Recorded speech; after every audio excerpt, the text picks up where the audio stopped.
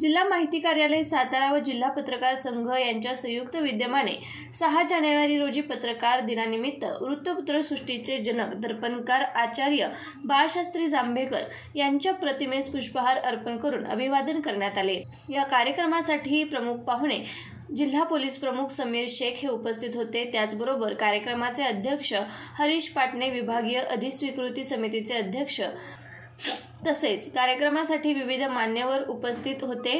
त्याचबरोबर वृत्तपत्राचे प्रतिनिधी व इलेक्ट्रॉनिक मीडियाचे प्रतिनिधी उपस्थित होते।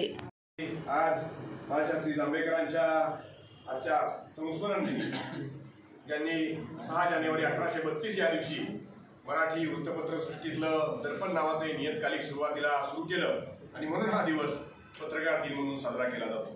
अनेक ठिकाणी गैरसमजानं म्हटलं जातं की आज बाळशास्त्रींची जयंती आहे, बाळशास्त्रींची पुण्यतिथी आहे, तर तशी वस्तुस्थिती नाही।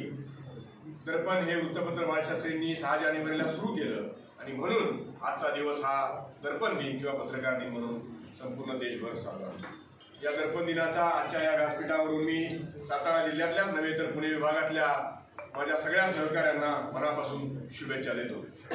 या निमित्तानं मगाशी वर्षा पाटोळे मॅडमनं सांगितलं ते खरं आहे। या निमित्तानं ॲक्रेडिटेशन कमिटीचा चेअरमन झाल्यानंतर पहिल्यांदाच पत्रकार दिनाच्या या व्यासपीठावरून अध्यक्ष म्हणून बोलण्याची मला संधी मिळते।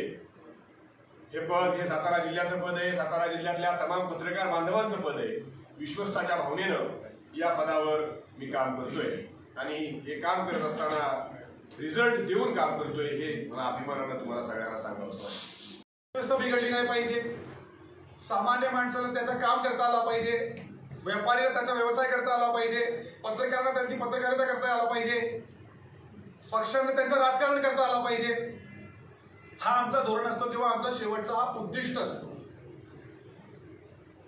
त्यामुळे काम करत असताना कधी कधी असं मला जाणवलेलं आहे किंवा माझ्या इतर सहकार्यांना जाणवलेलं आहे की सोशल मीडिया ह्याचा जो गैरवापर आहे त्याच्यातून कधी कधी व्हर्च्युअल मध्ये घडलेली घटनाचा रूपांतर हकीकतमध्ये होतो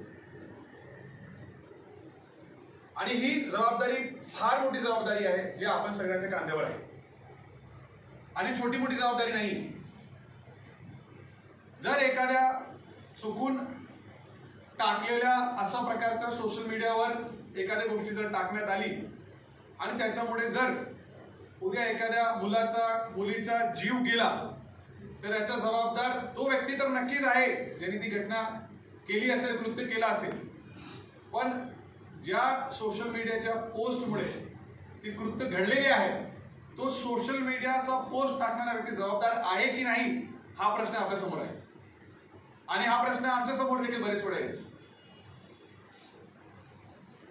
आपल्याकडे समाजमध्ये वेगवेगळ्या प्रकारच्या हा आपला जो समाज आहे हा काही श्रीमंत समाज नाही। अजूनही आपल्यामध्ये भरपूर विकास किंवा आर्थिकदृष्ट्या भरपूर बळकटीकरण करण्याची गरज आहे। आपण आजही भारताला विकसित देश म्हणून आपण बोलत नाही, आज आपल्याकडे विकसित भारताची संकल्पना आहे। त्यामुळे वेगवेगळ्या समाजचे घटक, वेगवेगळ्या जाती, वेगवेगळ्या धर्म, वेगवेगळ्या लोक हे त्यांच्या परीने काम करत असतात आणि त्यांचा उद्दिष्ट एकच असतो की काम करून किंवा मागण्या करून आपल्या समाजाचा, आपल्या घटकाचा, आपल्या संघटनेचा कुठेतरी आपण चांगला करावा असा उद्दिष्ट त्यांच्या समोर असतो। हे करत असताना अशा प्रकारच्या कधी कधी चुकीच्या गोष्टी त्यांच्यातून होतात आणि मग त्याची पुनरावृत्ती म्हणून ते कृतीमध्ये कन्वर्ट होते, कृती होते आणि कृतीमध्ये कधी कधी जीव पण जातो, प्रॉपर्टीचं नुकसान होतो।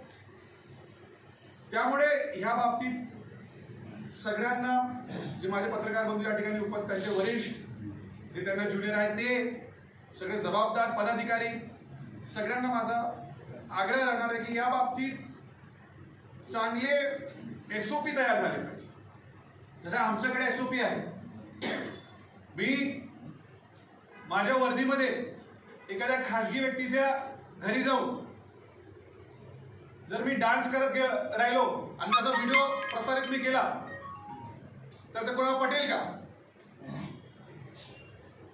आपल्याला त्या गोष्टी पटणार नाही। किंवा एखाद्या व्यवसायामध्ये प्रत्येक खात्यामध्ये त्यांच्या त्या SOP असतात, त्या SOP प्रमाणे ते वागत असतात. जसे आमच्या कंडक्ट रूल्स आहे, आम्ही कसं वागलं पाहिजे, कसं बोललं पाहिजे, आम्ही कोणासोबत संबंध ठेवला पाहिजे, आम्ही किती पैशाचे आम्ही गिफ्ट स्वीकारू शकतो, आम्ही प्रॉपर्टी घेताना आम्हाला परवानगी घ्यावी लागते, आम्हाला लोन घ्यायचं असेल तर आम्हाला सांगावं लागतं.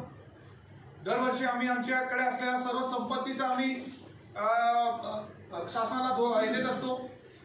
त्यामुळे प्रत्येक खात्यामध्ये त्यांची SOP आहे. सोशल मीडियाच्या बाबतीत मला असं वाटतंय की साताऱ्याच्या सर्व पत्रकारांनी मिळून एक SOP काढली पाहिजे. याच्यात सगळ्यांनी मिळून याच्यामध्ये योगदान दिलं पाहिजे. आपले वेगवेगळे मत आपण मांडा. याचा एखादा चांगला 1 किंवा 2 दिवसचा आपण शिबिर ठेवा. त्याच्यात काय मदत लागेल तर आम्हाला सांगा, आम्ही मदत करू. मी असेल किंवा जिल्हा प्रशासन असेल किंवा DI मॅडम इथे आम्ही सगळे आपल्याला मदत करू. 1 किंवा 2 दिवसाचं चांगलं शिबिर घ्या. त्याच्यात सगळे आगळे वेगळ्या प्रकारचे आपण लोकांचे मतं घ्या आणि साताऱ्यात एक चांगली SOP आपल्याकडून येऊ द्या.